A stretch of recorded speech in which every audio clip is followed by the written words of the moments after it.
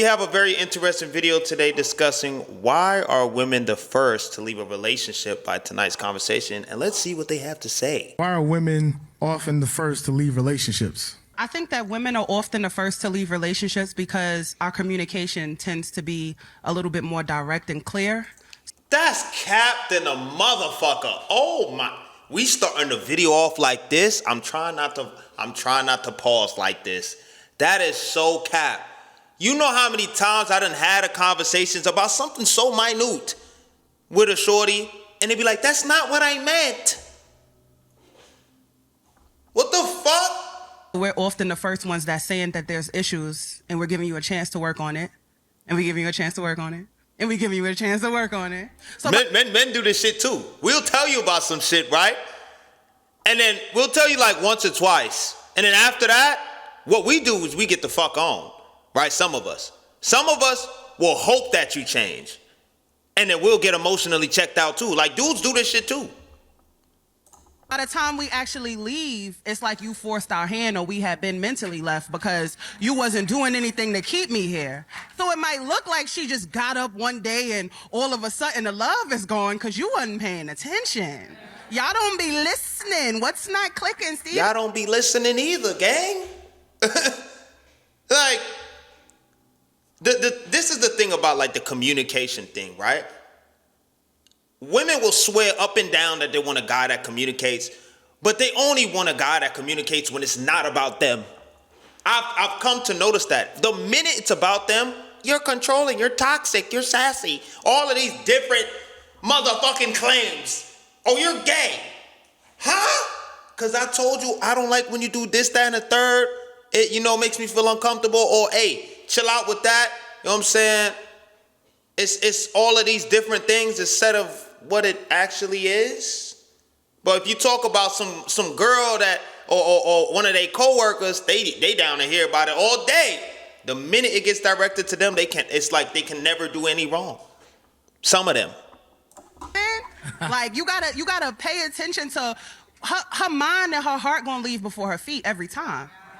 That's why it looks like we leave. Look at my boy in the back. First. But we be in it with y'all fighting for our lives. All my life I had to fight. We be trying. And y'all be sitting there like, she ain't going nowhere. And then when she goes somewhere, now it look like, yeah, women is the first one to leave. She tried to stay. What did you do to keep her? That be the thing. You have women who don't have wise counsel. You have women who have abandonment and rejection wounds. You have facts. She's spitting. Hold on. Women who are escape artists and they practice escapism. You have women who but you do have women who they're so afraid of rejection that they jump ship first. You have women oh my God, yo, I ain't gonna lie. Hold on. Shorty, she's spitting. Tell a shorty no one time. Or just tell them no one time.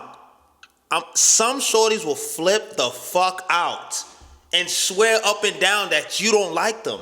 When you literally said no to something as simple as, like, say, for example, I'm going to use a personal example, right? I was at a shorty's crib. I already ate food before I left my crib, and I'm at her crib at 8 p.m., right? I'm not hungry, and she's hungry. She's like, I'm hungry. What are we going to get to eat? I'm like, what are you going to get to eat? Because I'm not hungry. I'm good. She's like, I'm not sure yet. So she's like, okay, I'm going to get this. Are you going to be paying for it? I'm like, no. And then she gets mad. She's like, what do you mean no? And I'm like, I'm not paying for your food this time. It'd be different if I was hungry, we were both hungry, or you were at my place, you were hungry. But you're at your place, it's 8 p.m. You're the only one that's hungry. Why should I be responsible for paying for your food? She threw a fucking fit.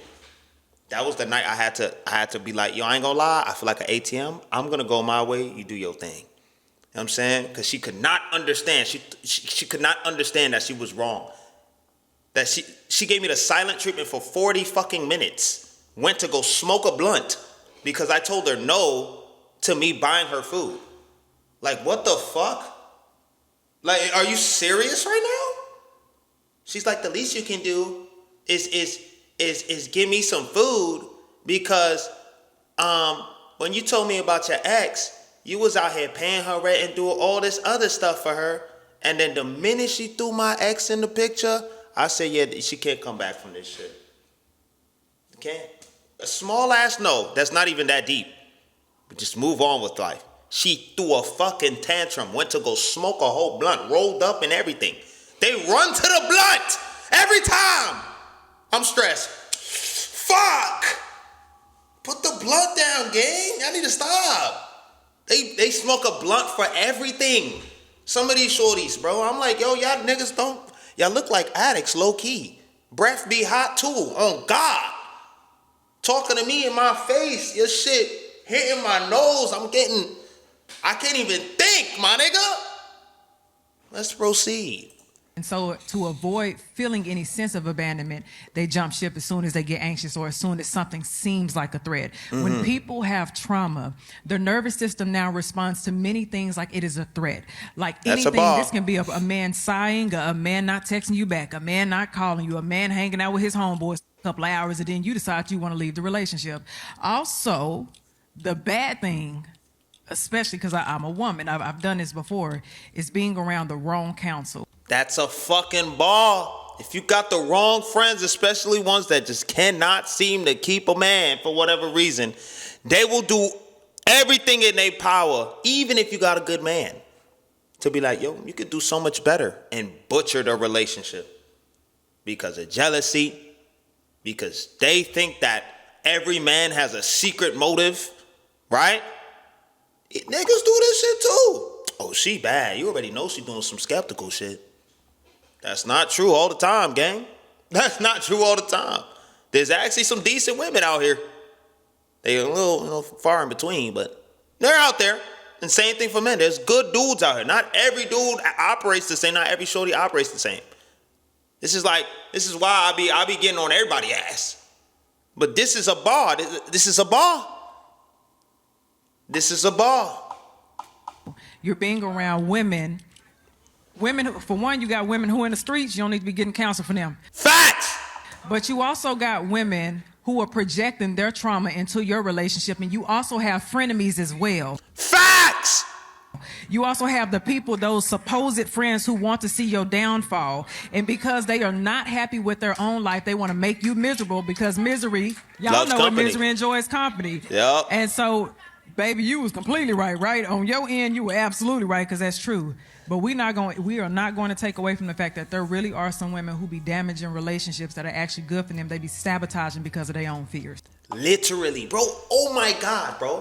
When I told the shorty about the whole no to the food, John, she called her friend up, put her on speakerphone, and was like, "Oh yeah, I'm mad at Joel right now because he don't want to buy me food. I'm not gonna lie, I can't wait." And I'm listening to the conversation. She kiki ha ha and this shit, think it's a joke.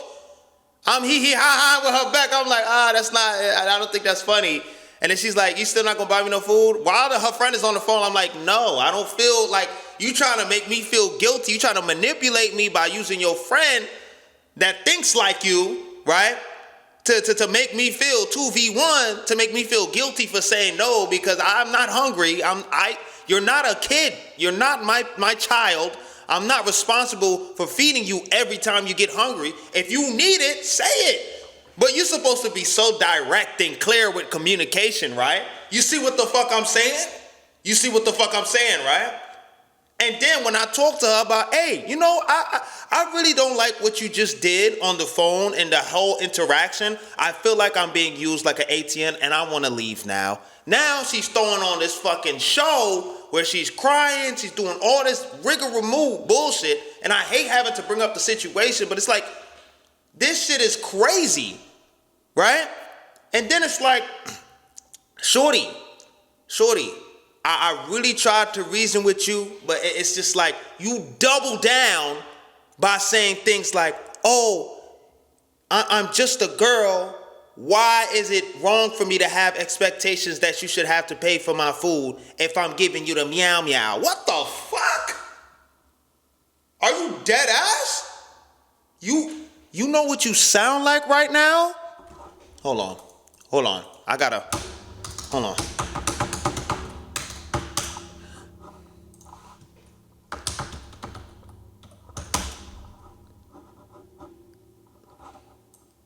Hold on.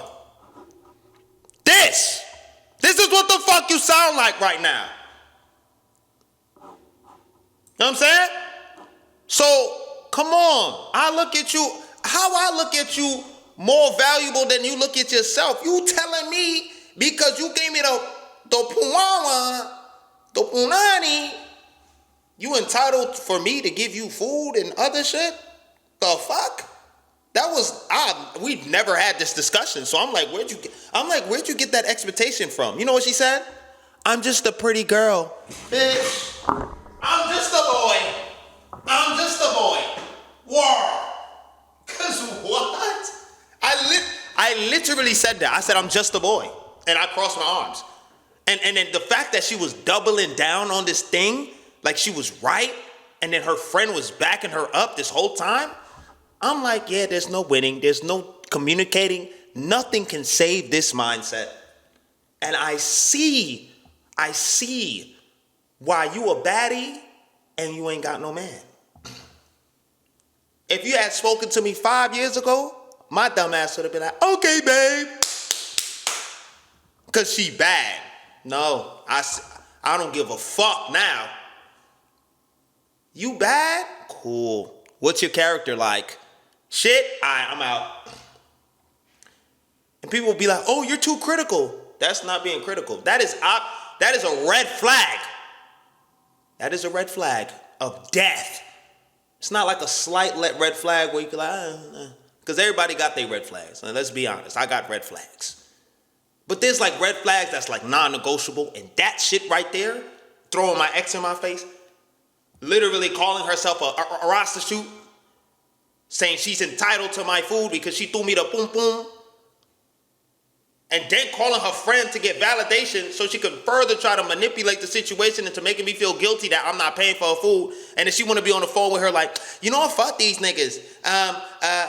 When we get rich, we just gonna take each other out on dates. I'm listening to this shit on the phone, and I'm looking at her. I'm like, she's just laughing and smiling and trolling and shit. I'm just like, I don't think you understand. Like, the more you talk, the more demure, the more you are decreasing your attraction. Like, by the time she hung up, I was like, I'm good. I'm okay. She thought the shit was hilarious. I'm over there laughing. Yeah. I'm like, nope, I'm not doing that. Not doing that either. You know what I'm saying? And then she had said something very interesting too. She was like, when she was on the phone with her, she was like, you know, I think I'm just gonna have to get used to Joel not buying me any food. And you know, hopefully when we get married, you know, he starts doing these things for me. So you are wishing that I simp out once we get married. You're bugging.